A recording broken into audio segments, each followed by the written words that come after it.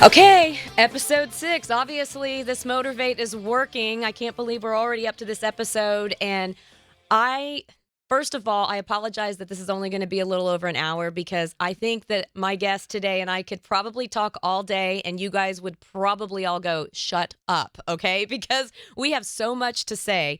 But the title of today's episode is Create Your Own Space. And joining me is Cindy Sisson. And I can't even give you a title because you have done a little bit of everything in motorsports, just marketing in general. But right now, I guess your official title is you're the executive director of WIMNA. That is correct. And I'm going to let you say it. Women in Motorsports, North America. Yeah. WIMNA. Yes. But Angie, my nickname, you don't know my nickname? Super Connector? There you go. and here's the thing. It's so funny. And I told you when we were chatting before this episode even started, I'm like, okay, listen, we've got a friend in common. And I was so shocked. His name is Chris Parlett. And Chris has worked with Procter & Gamble, Buzz Bikes. He's working with an agency now. And he became a good friend of mine when I was managing Ryan Newman. And one day he called me. He's like, I really want to connect you with somebody, but I don't know if you guys will mesh. And I'm like, well, who do I not get along with? And he was like, Cindy Sisson. I'm like, I know who Cindy Sisson is. He goes, well, she's like, you guys together could be dangerous. and I'm like, I need her in my life. And so when I knew I was going to do Motivate, you were the first person on my list. Aw. Yes, because I'm like, I've got to talk to this woman, but then she's going to be like, Angie, it's time to leave.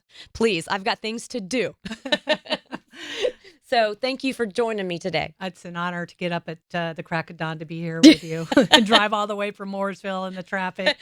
Thank God for the pass. You know, the pass that costs $5.85. I'll send you the bill. I was going to say, my husband is the one that normally does that because we don't live here full time and he just jumps in it. And I'm like, you know that we're going to get all kinds of bills, right? But yeah, my son does that to me often. And I'm like, dude, you can drive like the rest of the people. If I'm paying for it, you got to change your habit here. I love it. Well, when I was laughing about your nickname, Super Connector, that's something that Chris Parlett installed into my brain last year because he said, Angie, do you know what you do? You're a connector. Do you know what a connector is? And I guess I never thought about it, but I love putting people together. So anytime I do a nonprofit event or I'm, trying to be an ambassador for a brand, I'm always trying to connect people to help build that brand or make the charity bigger or raise more money. And then nothing makes me happier than when I put a big event together and people call me, I'm like, I met so-and-so from your event and now we're doing business together. Oh my gosh. And you're the one that I think kind of started this. I mean, in my mind, in the garage. So I wanted you to give, and I'm sitting here just telling your whole story for you, but I want you to give an example of you literally started one of the first marketing teams for Roush Racing, right? That's right. Over 30 some odd years ago. I worked closely when I was the Ray-Ban lady and the Gatorade lady. We were just talking about that. Yeah. And they moved me up here. And I truly believe we started the first real marketing department where we had a licensing person, Sasha Soares, who's now with Penske, Jim Hannigan, who's I still think with Petty Motorsports. But yeah, it was amazing. And it was amazing at that time that money was just flying in, flying into motorsports. So yeah, I think God really put me on the planet to super connect. And my favorite story is my bathroom. Do you know about my bathroom? No, please share. Okay. You're an insider now. But and I can show you a picture too, but I have a bathroom with over 4,000 business cards and everybody above the toilet I really like. And there are some people in racing that are below the toilet, I guarantee it. Oh my gosh. How in the heck did you come up with this? Were you like in the bathroom one day and you were like, I think I'm going to start a bathroom? I'm a visionary, so I don't sleep when I have an idea. And it's so funny. I had all my business cards and notebooks. And Tina Budd, many of you know, she's my compadre. We've worked together well over 30 years. We used to work at the LPGA together, and she's kind of followed my career with me. But I had this dream, like, Tina, drive up to Daytona. So we went through and took all the books and sorted them out. like where they're going to be, above the toilet, besides the toilet. I like that you had a plan about it, first of all. Totally had a plan, but she ruined the plan. She goes upstairs because she's so excited about this, and she starts putting the prime cards crooked on the wall, like Betty Jane France and Bill France and Mike Helton and all these amazing people. And I walked upstairs and I just screamed. I go, no! We had to run and buy a steamer to take them off because my vision was they had to be very methodical, yes, straight across, not just slammed all over the place. I understand that. I would totally, how do I not know about this bathroom wall? Well, a lot of people do. I mean, and now I have buckets and buckets and buckets. And I have to be honest, I've moved from that house. So Tina and I were just talking yesterday, and I said, hey, can you come up? Because I have this new vision about the cards. And instead of, putting them on the wall, I'm going to put them on big pieces of plexiglass. And then that way I can secure them to the wall. So when I move, you can take I can take it with me. See, it's brilliant. Brilliant marketing, which is what you are really good at, by the way. Well, back when I did this, we didn't have Google. We didn't have search. So if I needed somebody's number, I just went to the bathroom. True story. Oh my gosh. So I'm laughing because I have a lot of cards when we go to these conventions like PRI or the conference that we got to talk about that you're in charge of now at Indy this year. But I'm like, I think I bought a nice acrylic, at least, container, and I just throw them all in there. I'm like, that is so disorganized. I need to, but in my phone, if you get in my phone, for their companies, I'll put where they work, and then I'll put like some little trigger in my mind so I can look them up because I forget names and I feel terrible about that. But I'll be like, okay, I know I met this guy with this really cool stool for garages and so like in his name, it'll say like stool. Or something, and then I'll Google that. That could be taken a lot of different ways. We are talking about the bathroom, Cindy. So, we got, so I, before we get into some of the amazing relationships that you have with drivers and some of the female driver careers that you've really helped to elevate. How did you even get inside the NASCAR garage? Were you with Gatorade or Ray-Ban first? I was with, oh gosh, that's a good question. I got to think about that for a second. It was Ray-Ban. Was it Ray-Ban? Yeah, it was Ray-Ban. So I was in Chicago.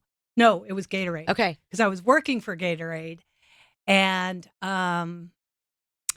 at the time, Gatorade really promoted the NBA and NFL and Major League Soccer. So we're talking about early 90s? Yeah, early 90s. And I remember, let me take a step back, how I got geeked up about NASCAR. Yeah, So I used to live in Daytona for the Ladies Professional Golf Association. That's right. I was a director of marketing, and there was this amazing woman named Lisa Kennedy that I became very dear friends with, and she always invited me to the Daytona 500. In fact, the first real race was Derek Cope in 1991. I did not know that you knew Lisa. Oh, yeah. I love Lisa. But so that's where I fell in love with NASCAR. So I ended up going to work for Gatorade and became the Gatorade lady. But with Gatorade, they didn't really do a lot with NASCAR at the time. And what's ironic about that, Gatorade's first sponsorship ever, do you know what it was? No. It was the Indy 500. What? Yeah. So motor racing was Gatorade's first sponsorship. Wow. So did the Gatorade gig, got to travel a lot, Circle of Champions, so many great memories. Oh God, I have so many stories. Did you have anything to do with the lap leader? Remember when Gatorade, you got like $5,000 or $10,000? The driver did if they were leading halfway. That was before my time. Okay. Yeah. Because I remember my husband made a lot of money at that. He always was leading halfway, just not at the end. Yeah. But yeah, I remember that campaign. It was like a really big deal. I mean, it was all over TV. They would always announce who was the halfway mark, and you got the big Gatorade award. You just gave me an idea. But Yes. anytime I bring up Gatorade, the first thing people say who have been around a long time is Ed Scholl. Oh, I love Ed Scholl. Yeah. I mean, sadly, he's passed, but he So is nice. Mr. Gatorade. Yes. So that's how I got to know a lot of people in NASCAR, clearly, through the Gatorade deal. Well, one night I was in Chicago. I knew I was moving to Florida. I didn't have any clients, and I was with a gentleman who worked at Ray-Ban. And there was a napkin, and of course there was drinking. And I said, I'll bet you, I think it was $15,000 that I can get Jeff Gordon to wear your sunglasses. No, are you serious? Yeah. And he said, okay. And he signed the napkin. So the next day I called John Bickford and he said, yeah, we're in. Oh my gosh. And I did not have any. So you started this whole sunglass war. It was a big deal in the 90s. It was a big deal. And so getting Jeff Gordon on board. And then we created a program where every driver but Dale Earnhardt Sr. and Rusty Wallace, Oakley and Gargoyles, got free sunglasses. They got glasses for their crews. They got glasses for the wives. Some of the wives really abused it. Then I would get an email, yeah, we're at the Swap Mart in Saugus right now, and we're seeing Ray-Ban sunglasses. I mean, people were taking advantage of us. But, they would sell them? Yeah. Oh, no, I never did that. Yeah. And I'm not going to tell you who it was, but one of the exciting things. You know I'm going to ask you that later, yeah, right? Yeah, but we're not doing that on air. But one of the most exciting things about that is, remember the Joyce Julius report? Oh, yes. So we would have to track measurable media. And we created a program, I think it was in 1996. It was $1 million bonus if you either won 9 races and got 6 poles or vice versa. And every time you had to prove you had your Ray-Ban sunglasses on in victory lane. $1 million. That's when Jeff Gordon was hot, right? Oh my gosh. We got to within 1 race and he didn't win it. And the one thing Jeff Gordon didn't win in the 90s? Yeah. We had, I thought, an insurance policy. Well, we didn't. So somebody would have been out $1 million and it probably would have been me. Oh, but we took the risk. But that year we had more exposure than Winston. That was anybody. Brilliant marketing. Yeah. And I mean, a campaign like that, I mean, it's not like you were handing out checks to the drivers. You're just like, hey, just wear the product. I mean, trust me, Mike was more than happy to wear free Maui gems for years because it was a good product. Yeah. How did I not know you back then? I would have been so happy because, no offense, I mean, I'm just going to say gargoyles did not look good on women. And so I did not, I was not into the gargoyle deal at all. And I was buying my own dang sunglasses. I wouldn't have abused it, Cindy. Should have called me. I know. We would twice a year send a form out to every team. The drivers, the crew chiefs, and their wives could pick as many glasses they want. We never got that far because Mike was at RCR, and that was a gargoyle deal. Probably why. Oh, my gosh. Sorry. That's really cool. And how did you because the reason why I'm asking this is because now programs like that, like if you don't do that for your brand, you're wasting your time. And it's like you were an innovator of kind of creating these campaigns. And it's brilliant marketing because you weren't spending millions and millions of dollars, but you had to be getting millions back. Millions. I mean, one thing we did do is if a team won, I think we had a budget to pay for their lunch, but they had to prove they had the glasses. There was one driver that didn't submit their picture, and I sent a message to the industry. Sorry, we're not gonna do the lunch. Did the driver come up to you later and be like, "What the heck?" No, he still wore them. Yeah, because they were good sunglasses. They were great. But my favorite story about the Jeff Gordon scenarios, it was the first professional photo shoot he's ever had. And so what? Yes. I'm learning so much. Yeah. That was the first professional photo shoot. Yeah. It was at Daytona when Ray was there and they had makeup on and all this stuff. So Ray-Ban wanted to do this whole ad campaign and POS for the retail stores. So they took all these beautiful pictures and they sent them back and they stripped all the logos off. And I went to John Bickford, and he said, no, that's not going to happen. So I went back to Ray-Ban. I said, you're missing the boat. Yeah. Because keeping the logos on, you're going to have their brands. And we became point of sale with all kinds of drivers. And, it was really a great program. But when I got that uniform back with every logo strip and Ray-Ban saying, well, we're the sponsor of this, you have to understand the integrity of the uniform. Yes. That's what fans love. So yes, that was a key learning. Well, I mean, the uniform is what makes them the race car driver, right? I mean, if you're ever around little kids, my best friend from college, her little boy came to Michigan one year, and he was all into NASCAR because Aunt Angie was married to Mike Skinner. And so he loved all these drivers. And I'm like, look, there's Bobby Labonte, who he called Bobby LaBobby, which was absolutely, so I still to this day call Bobby Labonte Bobby LaBobby, and he just thinks it's so funny. But Steve Park walked by, and I'm like, there's Steve Park. And he goes, that's not Steve Park. Like, yeah, it is. Steve, come here. Hey, buddy, how you doing? And he goes, you're not Steve Park. And I'm like, oh, you're not wearing your uniform. To a kid, yeah, you're not a race car driver unless you've got that uniform on. Yeah. So by you saying that, I mean, that just gave validity that, hey, this is Jeff Gordon, the NASCAR superstar right now. Was it before or after the mustache for the photo shoot?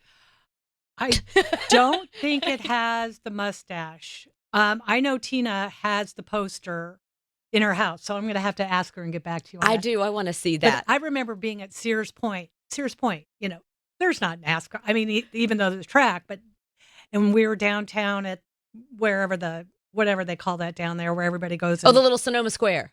No, not in Sonoma. In San Francisco. Oh, yes. Where all the little shops and on the ocean. I was going to say lake, but there was a Ray-Ban. That poster was in a retail store. I'm like, we know we've made it.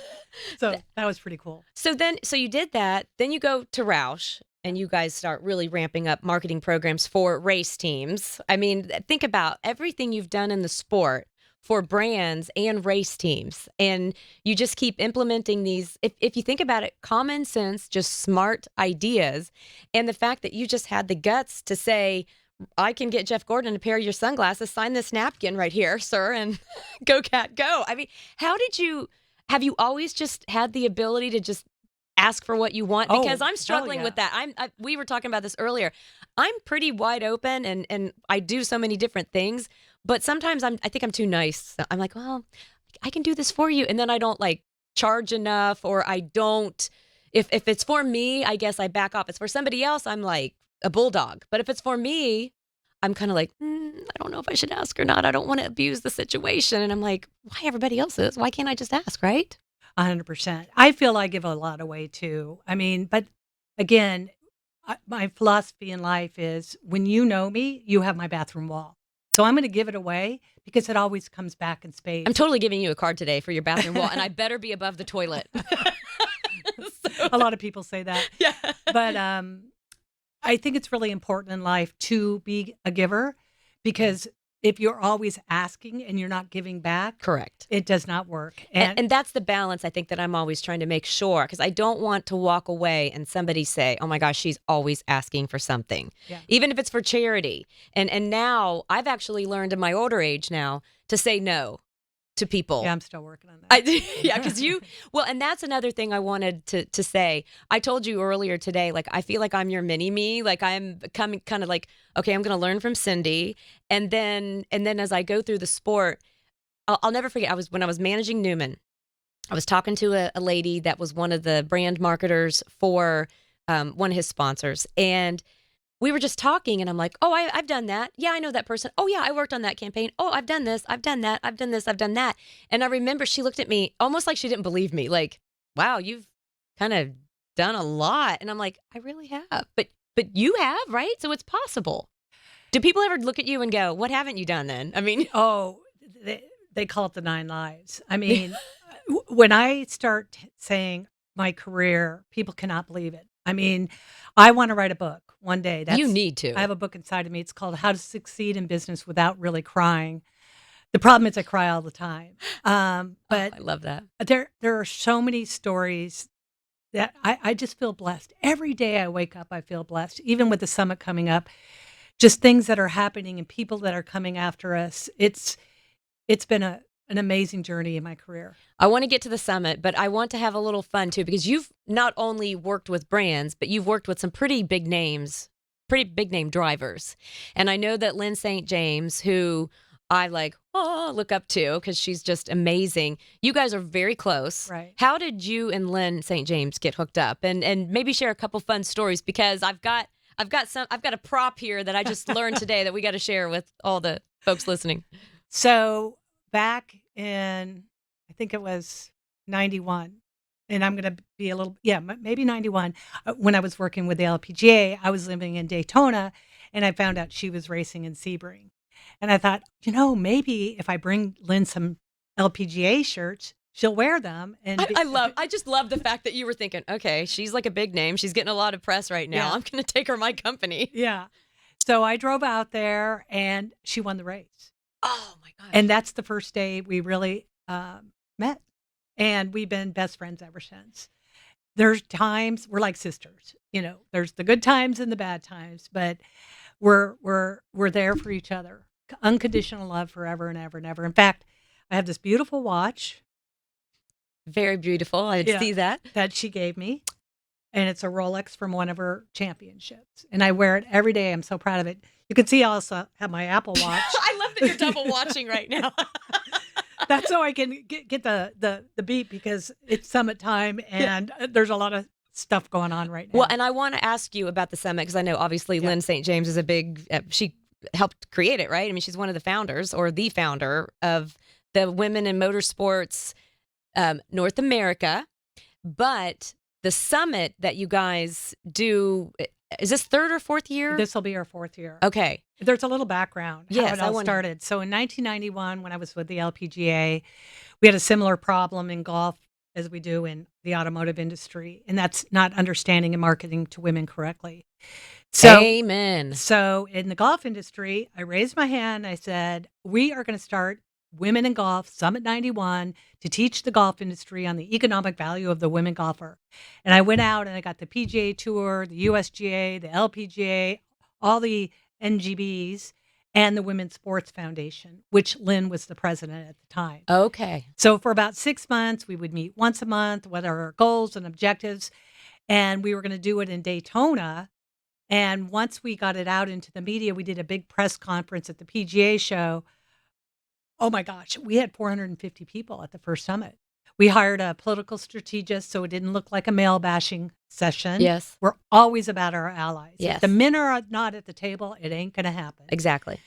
Hugely successful. So then not the next year, the second year, Pebble Beach hosted it. And then 2 years later, the U.S. Open. So it changed the golf industry tremendously. Yes, it did. So we're cruising along. I get a call from Matt Cruz, who had just started the Music City Grand Prix in Indianapolis. This is right at the end of COVID. He goes, Cindy, it's going to be the first year of our Indy race in Nashville, and I want you to do something big for women. I'm like, okay. So at the time I was doing... Again, she never says no. Yeah. Okay, let me think about that. And at the time, I had my podcast and virtuals. So what we approached was 4 months leading up to the Grand Prix, we married a country music singer with a race car driver. And then we had the summit at a honky tonk bar on my credit card. And so I called Lynn. I said, hey, I'm thinking about doing the summit. Remember 30 years ago, we made a change. And she and I co-produced along with Tina. Got to always give Tina the credit. I got to meet Tina last year. And we live in Daytona, like 10 minutes apart. Yeah. And I love her. Tina makes me look good all the time. But we sold out 110 people. So we're like, So the next year, how WIMNA started was Lynn was in the pits when Beth Peretta had the almost all-female team. And Lynn broke down and cried and said, now I don't feel like I'm alone anymore. So those two put together a group of 40 men and women, met for several months. And we said, well, let's do the summit again. And I gifted the summit from my company to WIMNA. And that has become the signature event for Women in Motorsports North America. Well, and I'm going to tell you that I think last year I saw all these posts. I think it was Erin Crocker Evernham. She had posted all this stuff. And I was like, what? Well, why did I get invited? And I was like, I really wanted to be there. And then I'm like, well, quit feeling sorry for yourself. Just call Cindy and say, I want to come. Oh, yeah. And I did. And you were like, well, of course. Like, in fact, I'm going to do this and do that. And hey, meet with Tina. And how can you help? And let's work together. And it's just such a cool event. And I haven't been yet. So this will be my first. Yes, this will be my first one. And the only time I remember Lynn, and I know you were there, Lynn St. James hosted a lunch one year at Indy before the Brickyard. And it was a women's initiative lunch. Gosh, and I don't even think what the official name was. Delana Harvick actually called me and she said, will you go with me? I've got tickets at this table. And I'm like, yeah, that sounds like fun. Well, Delana Harvick was geeked out because Janet Guthrie was there. Wow. And so that's big. so she was like, I never saw Delana Harvick kind of be like tongue tied. And she was like, get my picture with her, get my picture with her. I was like, what? Really? She's like, yes. Did you know who she is? And I'm like, no. And so that's when I started trying to figure out, like, I need to educate myself. And the more I started reading about all these women, and that's another, I got to talk more about the summit, but we got to bring up another thing that you do. You are doing some amazing documentaries, which that's my favorite thing. I love documentaries. I feel like I learn the most by watching documentaries, especially when they're well done, and you do a great job. Thank you. What a blessing that has been. So Pam Miller, everybody knows 8-time Emmy Award winner Pam Miller, one of the smartest, most humblest human beings I've ever had the pleasure of working with. So it was right again at the end of COVID. We'd known each other 30 years, but never one time even had coffee together. So now we go to 131 Main way too many times, but we walk in our first lunch together, and I had started my agency advocating for women in autosports. She goes in automotive, and she says, Mike Joy and I like this woman. Her name is Joan Newton Cuneo. We just read her book, and we should do a story on her. I'm like, okay, who's Joan? And she was by the way, my word is bichota. Bichota, yeah, that's bichota. Right. I got an email from you last week, like, let me know if you need help with any bichotas. Bichota. Tatiana Calderon, that's for you. That's another story. Anyways, and I said, well, I have a group of women that I really like. So we said, why don't we come up with something? So it's called Left Behind. And we put together maybe 5 or 6 different women and pitched it to Fox, to Lindsay Mandia, and they bought in. Oh, wow. And we've done 3 documentaries. They've each aired in March for Women's History Month, multiple times on Fox. Lo and behold, we have won every award. We have won a Gracie Award for all of them. Gracie is the highest award women can get in film and television. Exactly. We've been nominated for Best Feature Documentary at the International Motor Film Award. So we've been in London for the last 2 years. We didn't win. But what is wrong with those people over there? What is wrong? So we've done Betty Skelton, Paula Murphy. I love Betty Skelton. I did know Betty Skelton. And Paula Murphy was the first woman to test drive at Indy in 1963 with Andy Granatelli. And Eddie Sachs. I mean, nobody knows. She was the first woman to get an NHRA license. And then, of course, the third is Shirley Muldowney. Oh, we gotta love Shirley. Yeah, she's still kicking. Oh, she is kicking. So. Yes, and with that spunk still too. It has not left. I love that. Well, and the one thing about doing the documentaries, I learned this actually. I was working for a nonprofit veterans organization, and I met a mother that lost her son over in Iraq.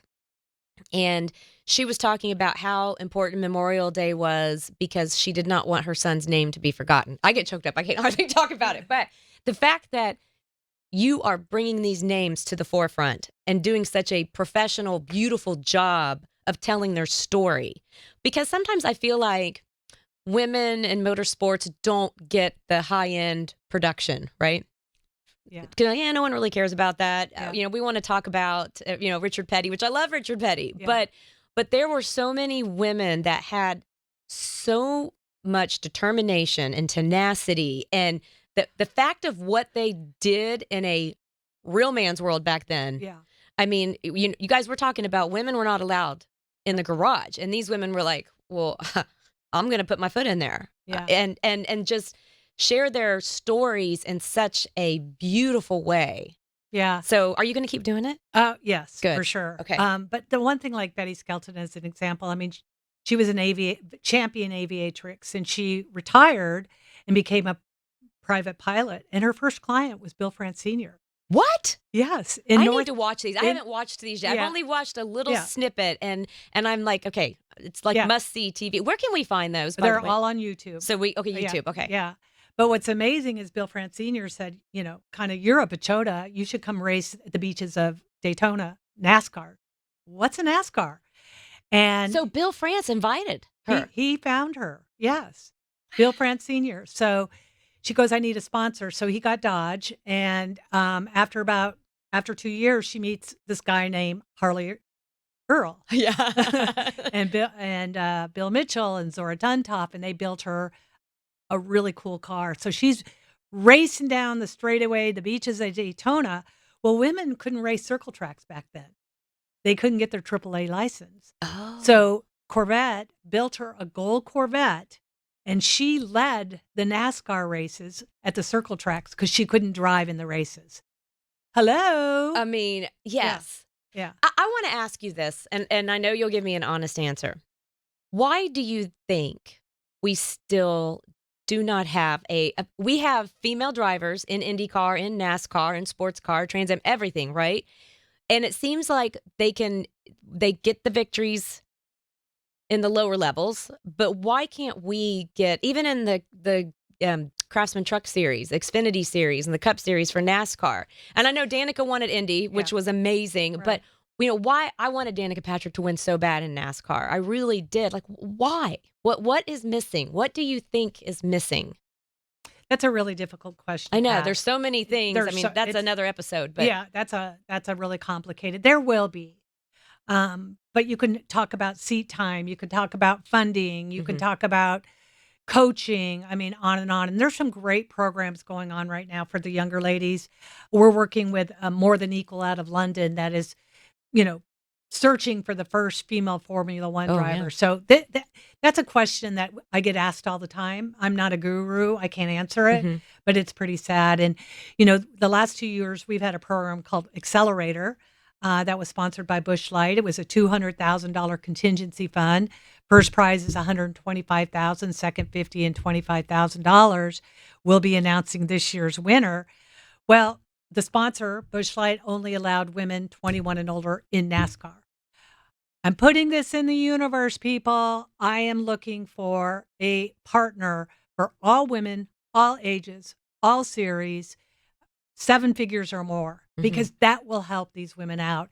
And we have proven the model. We know how to do the mathematical formula. We worked very closely with NASCAR in the ARCA series and the Advanced Autoport series, but it's time to broaden that.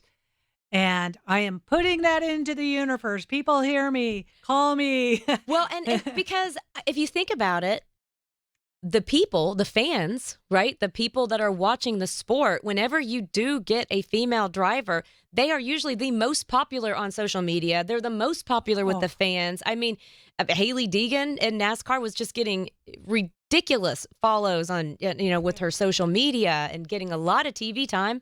So that's why, like, why hasn't a brand attached themselves? I mean, Danica got some pretty good funding, but and she got a lot of publicity, which was great. I almost call her like our Jeff Gordon version, right? Because you could see Danica at the Country Music Awards. You'd see Danica doing a commercial for Dove, or you'd open a fashion magazine. It'd be a picture of her with her, foot on a helmet, and with, Dove. And but there was all these brands.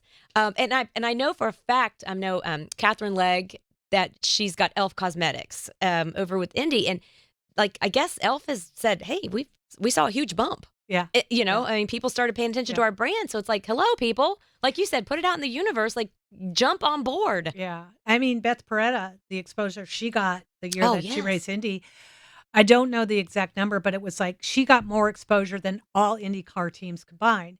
If you recall, we did a big campaign recently with Taylor Swift, and oh my gosh. How did that come about? Because I know it was probably your idea. So no, it was not. What? 100% Lindsay Henning. Okay. I was at the IMSA races, and PRI and Bell racing helmets are right next to each other. And the gals from PRI said, you need to meet Lindsay. She's really cool. So I walk in, I'm like, hey, what you working on, Lindsay? And she goes, well, we're going to do this promotion around Taylor Swift where we're creating 11 helmets that mirror her eras. We're putting them in 11 hotels around Indy the weekend she will be in town with a little QR code. She's a huge Swiftie, by the way. And people can go and win prizes. I said, oh, that's really cool. What are you going to do with the 11 helmets? She goes, well, we haven't figured it out yet. Oh, really? Cindy's like, okay, now that's where I come in. Yeah. And so would you consider WIMNA as your charity? Because she did want to do a charity. So what was interesting, the graphic that they had designed was 9 men in Bell racing helmets. So I pitched her, and she went to Kyle Keitzman, her boss, who's the president, and they said yes. So we got 9 female drivers to be the icon along with the helmets, and we did an auction, and we made almost $25,000. So there was a 12th surprise helmet that's really number 13, but it's number 12 of the series, and it's on a sweepstakes right now. Oh, You wow. can go to our website and you can find it. But the reason it's number 13 is we launched it on November 13th. It ends on December 13th, and that's the day Taylor Swift's birthday. But I bring that up because you can Google this and see in Forbes, Newsweek, Sports Illustrated that one of the quotes is IMS said they got more media attention off that than the weather for IMS this year. See, I mean, that's 2.3 billion, not million. That's insane. Yeah. I mean, Yeah. that many, that is absolutely insane. Yeah. And so it's kind of funny because I want to break the stereotype too that, okay, if you're a female in racing or if you love motorsports, obviously I don't drive, but I love motorsports. I love talking about motorsports. You can still be a woman, right? And that's why I want to bring up my props here. I've got my lipsticks. So Cindy and I are sitting here and she goes, "Oh, are we on video? I thought this was just a podcast." I'm like, "Well, I'm doing both, sound and audio." She's like, "Oh, well, crap." And I'm like, "You look great. I love your sweatshirt. In fact, where'd you get it?" We're laughing about it.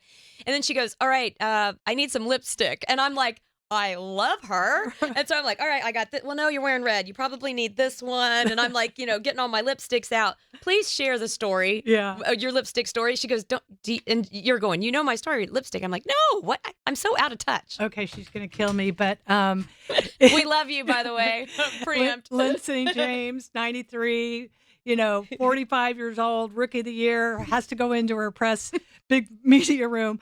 I'm like, Lynn, you got your lipstick? I don't wear any lipstick. And I'm like, oh no, you got to put lipstick on. So I make her put lipstick on, and she's in the press, in the media center, and she would get a question. She answered a question, and you see her on camera going. She's getting used to it. So it's kind of our girl joke now. Earrings and lipstick. You got to have your earrings and lipstick. So do you remember? So I remember watching when Danica Patrick started running IndyCar and NASCAR, and she always had these big honkin' diamond stud earrings, and I thought, how in the heck is she? I can't even sleep in mine. How is she racing with those big old earrings in? But I love it. You said earrings and lipstick. I mean, and there's nothing wrong with it, right? We're not trying to be men. One of the things to be careful, though, for women, and especially when you have long hair, and this is a pet peeve of Lynn's, is that they don't tie it back. Oh, yeah, and put it back. And when we see a gal with a Bell Racing helmet on and her hair's like this, that's dangerous. Yes. So that's something, ladies, put your hair back. It's okay to even have short hair, but that's a big issue for women drivers with long hair. What are some of the initiatives at WIMNA that you guys are doing right now? I know you've talked about a few of them, but let's say I am an aspiring teenage girl and I'm like, hey, I want to be like Lynn St. James. I want to be like Danica Patrick. So let's say we go to your website. I want you to tell us what the website is and then kind of tell us how you hope people will perceive the organization. Yeah. So we are not just about drivers. Let's be really clear. Okay. And I wanted you to say that too. We are 100% about everything. When I go to a racetrack, I love to take pictures of women working. I even have pictures of volunteers. They're very, very important. Mm-hmm. One of the niches that I want to do next is moms of boys, moms of girls. They are the heart and soul of the community. Great idea.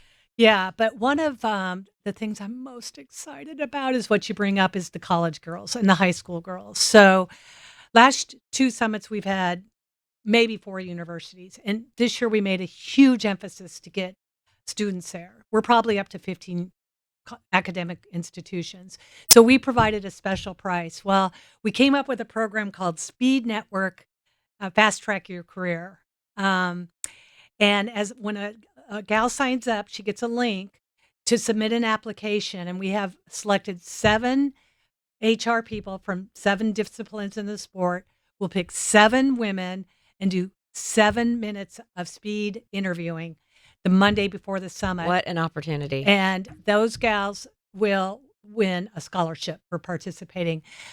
Kind of our college emphasis started with Bosch. 2 years ago, we started Electrify Your Career in Motorsports. We've done 5 of these now. We've been so blessed. IMSA, teams, drivers, we immerse these women for 2 solid days. So we have a solid curriculum in classroom style, and then all these different people. I could list way too many, and I don't want to leave anybody out. Do demonstrations and talk about their careers in motorsports. And I think our growth in colleges has a lot to do with what we started with Bosch. And we just, I guess we could say, we just signed a 3-year agreement with Bosch. It's our first multi-year agreement. Wow. And committed to keep going with the career, electrify your career motorsports. What's it? Okay, I want to know. I'm asking for myself, really, and if anybody is asking for a friend. I'm asking for a friend. But when you are calling some of these bigger companies and you're asking for big money, I mean, I'm like going, hey, can I get like 20,000 for this gig or that, whatever? And you're going, no, ask for $1 million. What kind of feedback do you get from a lot of these bigger organizations when Cindy Sisson barrels in there and says, all right, here's my napkin, $1 million for this program? Yeah. Well, I haven't got there yet. I mean, I just put it in the universe. That's right.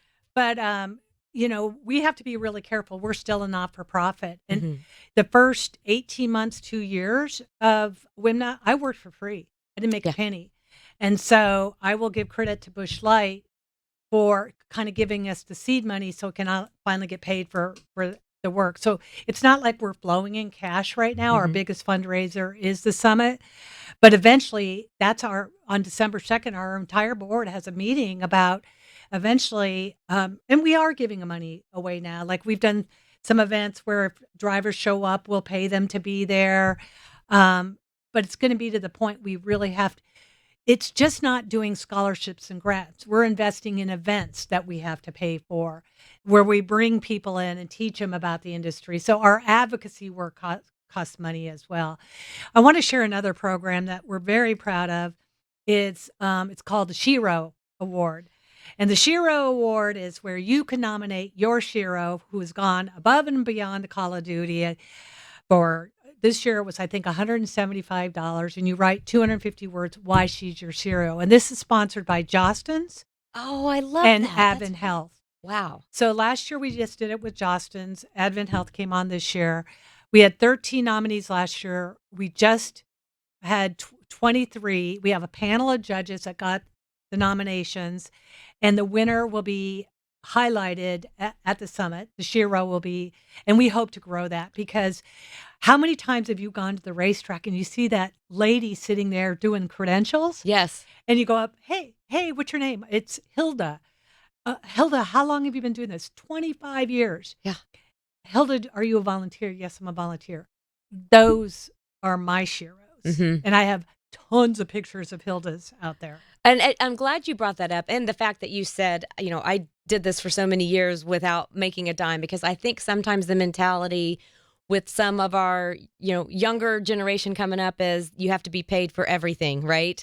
I mean, you have to be paid for every post. You have to be paid. And I'm going, it's exhausting. And I remember when Mike was, he was still racing full time, and I wanted to do a charity event, because I thought I was donating my time to everybody else's charity events. And I thought, I'm not making a big enough difference. Like they come to me and they're like, thank you so much. But I remember one time I was getting my hair done in Daytona Beach, because I've been a resident in Daytona Beach now since '99.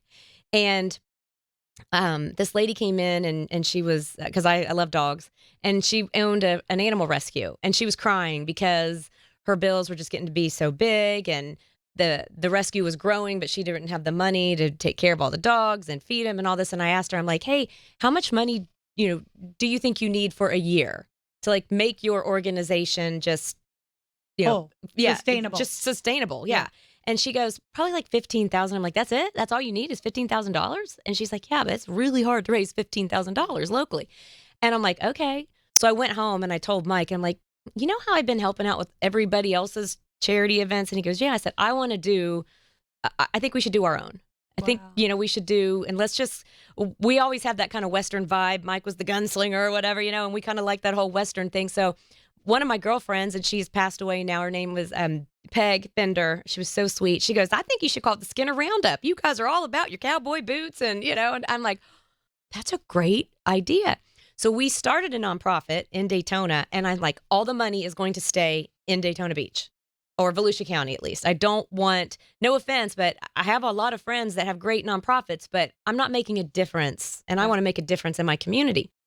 And so I called that gal at the animal charity, and I was like, listen, I want you to be a part of this. And she was bawling. And I'm like, and I'm going to give you a check for $15,000 if it kills me. And she's like, what? And I'm like, we're doing this. Wow. And then the hospital got on board, Halifax, the foundation, and Pediatrics. Betty Jane was coming up with Pediatrics, and then Betty Jane France. And then we also did the Council on Aging, because I had a gentleman come up to me that I just admired in the community. He said, listen, I'm on the Council on Aging board, and they don't get a lot of publicity. It's not glamorous. It's not elegant. It's the elderly people, but we could really use your voice. And that touched me so much. And so that's how we started Skinner Roundup. And Mike Helton, because he's amazing, came up to me and he said, well, I think you should do the kickoff event at Daytona International Speedway. Oh. And I was like, okay, like we could afford that. He's like, no, I don't think you understand what I'm saying. We're going to give you the track. Wow. We're going to let you, take over the fan zone. And we did it for so many years. Wow. And it was so rewarding. But Mike would look at me and say, you're spending all this time doing this, and you could be doing other things and making money. And I said, Mike, I'm like, listen, this is going to come back. I believe in karma. This is going to come back twofold, and and we're going to make a difference, right? And he just, in his mind, he was so focused on racing, and I was supposed to be managing him. I didn't put that part in there. I was supposed to be his manager as well, and so a lot of my time was going toward the roundup, and maybe I wasn't selling Mike Skinner. So I think that was a little bit of the thing. But after we did the event, he goes, I get it now. I mean, he loved it, and we had so much fun doing it. And unfortunately, we don't do the event anymore because it just got too expensive, where I couldn't make a difference. Yeah. Everything got to be so expensive. And some of the sponsorships failed off, and we might bring it back. Toyota was a great partner of that. They signed on every year and said, yes, we'll be back, every single year. And that's one of the reasons why we could make such a big difference. But to this day, I'm still on the Council on Aging board in Volusia County because those people worked so hard. So volunteers need to be recognized because they are not getting, they're doing it because they want to. They're not doing it for the recognition, but I just think it's special when you can actually recognize these people and give them an award that they can see every day.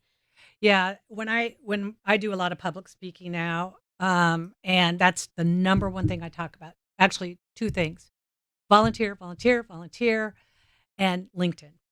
I totally believe in LinkedIn. I need to learn LinkedIn. Girl, I need to join a course. You should do a course for all of us on LinkedIn. I think I will. Yes. Only because I'm really proud to say I have 11,000 followers. Wow. And it's all organic. Like, I don't accept everybody. Mm-hmm. But what I tell the young ladies is if you are on LinkedIn, you now have access to my entire network. And if somebody isn't on LinkedIn, I probably won't do business with them. So I just did an event here at the Speedway a couple of weeks ago with a company, and they had all their 70 women, and it's called My Speech, and it's about my career and the power of networking. And every single woman I LinkedIn. Okay, let me ask you this. Do you do the upgrade? Because, they always try to upsell you. So it is worth that then, right? Yeah. Okay. Yeah. The emails and all this stuff. Yes. So it's okay. I can tell you, I'll give you I have been using it a lot lately, I will say, especially when I'm researching different people that I'm going to call on or trying to figure out 100%. What their right title is, if they're the right person to call. Yeah. So here's an example, true example. How are we doing on time? Oh, we got 8 minutes left. Okay. So, well, it's my show, dang it. I can do as long as I want. Sometimes they edit some stuff, but we'll see. Remember, who's one of the oldest sponsors in NASCAR? The oldest sponsors. I would say manufacturer, but no, not a manufacturer. Mm-mm. Goodies headache powder. Oh my God. I love me some goodies. Yeah. So I get a LinkedIn from the new CEO of the owner, Prestige Brands. His name's Matt. And he says, Cindy, I know you know a lot about NASCAR. We just bought Goodies headache powder. We've inherited a lifetime agreement with Richard Petty. Oh my gosh. And we're in New York and we don't know nothing. Can you be here tomorrow? Literally tomorrow. Sure. First class ticket. Flew up there, and I became their sports marketing agency. And we thought, Richard Petty I am the biggest Richard Petty fan in the whole Me wide too, world. girl. But this is when Dale Jr. was really hot. Oh, yeah. So we did a deal with Dale Jr. and Richard Petty together. I remember that. Yes. You did that? I did that. Holy crap. Yeah. And that came off of LinkedIn. That came off of LinkedIn. 100%. Yeah. Wow. Yeah. And if you read your LinkedIn and my LinkedIn, it's hilarious because it's a menagerie of like everything. But I guess what I'm trying to what I try to tell younger women, even men, anybody that asks me for advice in the sport, I feel like going, do as much as you can. Sometimes it's volunteer, sometimes you get paid. 100%. But take it all in because it will benefit you later on. Yeah. There's so many young ladies that'll reach out to me. We're at an event or do this. Cindy, because of this, I got this job or I got this internship. That's what makes me happy. Can I share something that I'm really excited about? So the love of my life is my son, Tafton William Hensley, and he's 23. I love that name, by the way. And he'd probably kill me for doing this, but my son had a lifelong dream of being a Major League Baseball player. He was on the 2019 state championship team, baseball here at Mooresville High School. He ended up going to Virginia Tech. He did get a draft from the Dodgers, but ended up continuing his education at University of Oregon, then Western Carolina. So in June of this year, he calls me, goes, Mom, God has a different plan for me. I'm like, wow. Oh, wow. He goes, I just took out 300 baseballs on the field by myself. On the 300th ball, it started lightning, thundering, pouring rain, and I knew I was done with baseball. Okay. What are you going to do? He goes, I want to be a NASCAR tire changer. I'm like, what? Yeah. So I said, okay. So I email Anja Kemperman at Penske and I said, hey, do you think you can connect with whoever at Penske? In 24 hours, he was invited to a combine. A week later, and he will have his first race at the Daytona 500 as a front wheel tire changer for for one of the Penske teams. That is amazing. And what a totally 360. Yeah. I mean, that's such even his coach said, we spent all this money trying to find athletes around the United States, and here you were right here in Mooresville. The reason I wanted to bring this up, it goes back to the careers. You may think you're going to be a race car driver, and that is your lifelong dream, but it's okay. It's okay to switch gears. And that's something I really think is important. Go as far as you can. Go, go, go, go. But don't beat yourself up if you're not the Danica Patrick, as you call it. I just met with Amber Balkan. Yes. Okay. She's an ARCA driver. I didn't realize how smart that young woman is. And I'm like, Amber, you do such great work. There are no women representing women in motorsports the proper way. Hear me, the proper way. Yeah. There are women, and not big fans. Yeah. Because unless they're making money off a deal, they're not going to let their driver do it. And Amber gets it. She did not want to be a part of the accelerator program. Guess who's going to get $125,000? I just screwed it up. But that's okay. It's on the website. But there's a perfect example. Wow. And I love that girl. I'm very impressed with her. And I'm trying to find a women to create an agency that will represent the women in motorsports. I love that. That gave me goosebumps. I mean, and the fact that, like you said, I think a lot of times we judge people before we get to know people. And I hate that. And I want people to not text, not email, sit down and have a cup of coffee, have a glass of wine, share lunch, actually get to know people because you're going to learn something about them. I mean, just the fact that, like my friend, I love Chris Parlett. He's like, I don't know if you and Cindy Sisson, you guys are so similar. And I'm like, why? We would be a powerhouse together. Like, come on, why would you not connect us and get us, together? I know who Cindy is. We've both been so busy. We haven't had the time. And the thing that I thought was so cool about you is when I was thinking about doing this podcast, I reached out. I'm like, hey, first of all, I want to go to WIMNA. I want to get involved with WIMNA, with the organization. Tell me what I can do there. And I definitely want to get an invite for the convention, the conference. And then I was like, and I'm thinking about doing this podcast. And the first thing you did was, hey, listen, we've had some really successful podcasts. Here they are. How can I help you? And I was like, I cannot believe she's wanting to help me because typically there's so much competition. People are like, well, don't put a shadow over my, face over here because I want to be the only one seen. And you're like, no, no, no. And even this morning, you're like, okay, here's how you do a proper proposal for a podcast these days. I mean, the fact that if we can just keep promoting the sisterhood, women to continue helping one another. And we've been blessed with a lot of men in the industry too that have helped us. And that's one thing that I've learned throughout this podcast, surprises of people that have helped some of my peers, my female peers in the industry. And I'm like, he's the one that got you. Like Jamie Little's like, Rusty Wallace is the one that convinced me to go after NASCAR. I'm like, dude, what? I had no idea. And then Rusty called me last year and said, all right, I want you to take over this Rusty ride. I know you can do a better job. Wow. I know you can help elevate this. And he took the money out of his pocket. It was nothing coming from the charities. He was like, I believe in you. I know you can do this. And it was like, so he helped you too? Like, these are things we don't know about some of these guys. Yeah. Well, I don't know if you know this, but I'm the one that put together the first Kyle Petty charity ride. Do you know that story? What? Yeah. No, So I'm at Talladega and Kyle Petty calls me to his transporter and I'm like, okay. So I walk in and he goes, I want to start this charity ride across America. Like, okay, what do you want me to do? He goes, I want you to help organize it. Okay, when? Like a year from now? No, in 6 weeks. So let it be known. I created the love that logo, you did that. found the sponsors, and knew where every potty was from San Francisco to Charlotte. My favorite part of that is it still exists today. I had never ridden a Harley. So I bought a Harley from Bruce Rossmeyer a week before the You did not. Oh, yeah. Had it shipped out to San Francisco, and I'm sitting on the bike, and Robert D. Rayford and Don Tilley is there, and I go, hey, guys, and we're driving down to Newport Beach, and I go, how do you turn on the bike? And they're like, what? Oh my God. What? Yeah, I haven't ridden one of these before. So, yeah. Did you ride it? I rode. Stop it. And I didn't ride bitch, as they say. I rode all the way across the country by myself. Randy Rossmeyer was the only other woman. Only 2 women rode across the whole country. And we got to Vegas, and I was on a little Sportster. I had to make my gas tank bigger, otherwise I couldn't. There's so many stories about that one. And then Robert Yates said, Cindy, you need to be on a bigger bike. And I'm leaving. So he gave me his Dyna Wide Glide, and I ended up driving across the rest of the way on Get Robert out of Yates.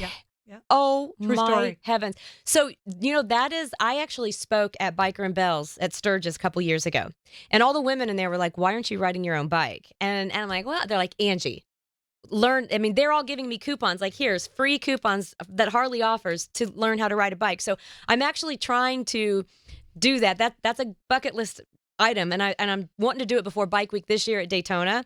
And Mike's like, I don't know, Angie. I don't know. Oh. He goes, and I'm like, even if I don't go on big rides, I still would like to say that I can ride a motorcycle on my 100%. own. Gail Davis did the same thing. Well, she was in the motorhome Yes. following. You can call Gail Davis and say, who was your inspiration to get you on a bike? I And didn't know it was. I remember her saying that now. Yeah. I remember her saying Sandy Sisson. Sandy Sisson. Sandy Sisson. Yeah. Because I remember her saying she was riding in the motorhome and she got jealous. Yeah. And so at the age of 50, Gail Davis learned how to ride a motorcycle. Right. And then she rode on that ride forever. Oh, yeah. And did big rides with all of us. When Mike raced with Bill Davis Racing, we would go on rides from like Phoenix to Michigan or Texas to Phoenix. I mean, just all these crazy big rides. And she'd get on that beautiful yellow. I remember she'd be in the motorhome and we'd like maybe drive, and I see her like this, watching. I'm like, so, I mean, there were other women on the ride. I could name the names, but I won't. But they were with their husband or their significant other. But truly, Randy and I were the only 2 women that rode by ourselves all the way. Next to having my son, I can honestly say it was the greatest yet stupidest thing I've ever done. I mean, the fact that you did, because I mean, if I do this, I'm going to be going. I called my friends at Revzilla, the guys over there, and I'm like, okay, guys, I think I want to do this. And they're like, why? Because they're always trying to promote people to ride bikes. Like, learn how to ride. You can ride your own bike. You can do this. And so they're encouraging me, and I'm like, I'm going to do this. I'm trying to get Patty Wallace to maybe do it with me because she always rides with Rusty. They have Southern Country Customs that Stephen Wallace and Rusty are doing. And I'm like, come on, Patty, let's just go do it. Come on, let's just go learn how to ride a bike and let's just go do it. Check it off the bucket list, you know? Yeah. Again, about changing the movement. when I started really getting in the automotive. I don't know if you know this, but Foreign Cars Italia up in Greensboro, I convinced Steve Sudler to start women-only Ferrari test drives. So women are so afraid of exotic cars. So he said, okay, let's do this. So in 2 years, we had over 400 women test driving Ferraris. And what's so amazing about that, I want to test drive a Ferrari. just like the Harleys, once they get in the car, like they'll show up and they'll say, oh, I can't do this. Oh, my husband won't be happy. Or I'm not empowered. Keyword, not empowered. Empowered. Mm. And cute little story. One woman, oh gosh, her name is Anne. She drove. About a month later, she called me. She goes, Cindy, she's crying on the phone. She goes, because of you, I just bought this really Chota Porsche. Because of the Porsche, she now owns a car show called Epic Air, which is Luftgekühlt, air-cooled engine Porsche. One of the greatest events we have in the state of North Carolina because she test drove a Ferrari. And that's one of the things, motorcycles or cars, just get in the car, be empowered, let the wind in your hair blow, and it'll change your life. You know that's going to be another episode right now, right? I'm marking that down. We have to have an episode about that because it's funny. I have a little Mini Cooper, little John Cooper Works, and it's like I feel like I'm a little race car driver in there, and I put the top down and I get in the mountains, and it's empowering. It's just, it makes me laugh and smile. And when I get out of the car and Mike laughs at me, he's like, I love the fact that you love that car so much. Yeah. And I'm just like, I do. But I mean, I want to test drive a Ferrari. I'm not going to lie. Well, you just let me know. You can do that anytime. We've got so much to do. Yeah. Girl. Yeah. So okay. I did that with Deb Williams, by the way. Did you? She wanted to test drive. So I made it a private arrangement at Foreign Cars Italia here in Charlotte. And she got to just drive around town, and you can ask her. She had the big smile on her face. It does something to you. It's not just men. I mean, let me tell you, you get behind the wheel of those cars, and it's just, oh, I love it. I love all of this. Okay, we have to talk again, and we've got a lot to do, by the way, off air. But at the end of each episode, I like to kind of do two spotlights. One is looking in the rearview mirror. So looking back, is there something that maybe you feel like, I wish I would have done this differently, and I want to say this because I want to help others, if something like that happens to them, or it might just be some advice that you're like, listen, I want everybody listening to hear this from me today because it will help you. Yeah. I was just asked that question recently when I spoke to the women upstairs, and it made me cry. It'll always make me cry. My biggest advice for women in business is you have to remember your children and your family. Oh. Yeah. I made so many sacrifices. I wasn't there for Tafton's first, and that's my biggest regret in life. So while you want to be a big Bachota in business, you have to take care of the babies. Katie Kyle just came on board as our advocacy director. Katie was a pit reporter for NBC. Yes. She was a pit reporter this weekend for Racing Prodigy. She has 2 babies, and we've worked it out where she works 3 days a week, but the 2 days a week she's with the babies. That's my number one advice. Do not leave the children behind. I love that. That is amazing advice. Very good advice. And then looking in the front, looking through the windshield. You're test driving that Ferrari right now. If you're, what else? What else are you trying to accomplish? What's something that, another amazing thing that you're going to put on your LinkedIn? Yeah. Well, there's a lot of stuff, but one thing I get asked a lot is that question, like, what is success to you, especially with women in motorsports North America? It's the day that we're not saying she's the best woman, right? Mm-hmm. She is the best, or the best driver. Best driver. So we, since or the best executive. Or whatever or the best director. First woman this, first woman yes. that. Who cares? I love that. The best person. So we are on fire right now. The audience is listening. We're making changes. People are finally waking up. And what I'm so excited, and I know from a summit standpoint, like we're going to have 15 women from Ganassi there, 10 women from Andretti, 11 people from Legacy Motorsports. What I love is that the teams are investing in their women. Mm-hmm. And, that to me is really, really exciting. That is something that I noticed this year. That is true. There's just so many more women in all positions, not just PR. 100%. Right? Yeah. Thank you so much. Thank you. You definitely know how to pave your own way. And I love the fact that I've learned so much more about you. And you're going to be calling me going, Angie, please stop calling me. You can call me anytime. I love it. Thank you, Cindy Sisson. This has been great. You guys don't forget to subscribe, like, make comments to anywhere, however you get your podcasts. And don't forget, in the meantime, keep motivating.